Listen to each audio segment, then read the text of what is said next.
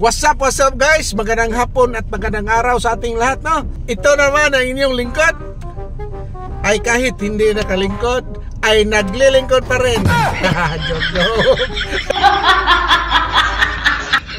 Panibagong araw, panibagong pahula challenge na naman. So bago ang lahat guys, tapusin ang video na ito dahil susunod na ang ating mga criteria.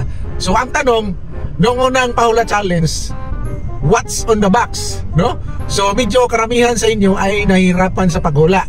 Kaya naisipan ko na ibabalik natin sa full tank challenge na naman, kung magkano ang nababayad ko sa full tank na to.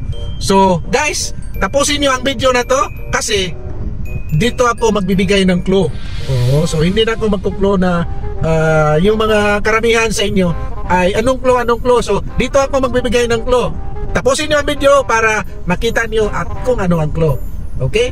So guys, kapag mag-comment kayo sa inyong mga sagot, pwede na walang hashtag na Albinmon para mas mabilis kayong magka-comment.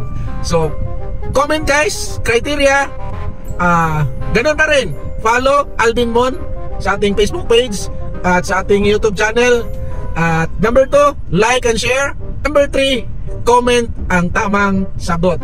So guys, ang ating number 4 ay kailangan natin i-share ang ating video para mas maraming makakita as lumalawak ang ating video. So maraming makikita, mas maraming maka-participate, mas maraming mabigyan ng opportunity na manalo. So ganun pa rin yung price natin, 2K sa mananalo at 200 GCash winners.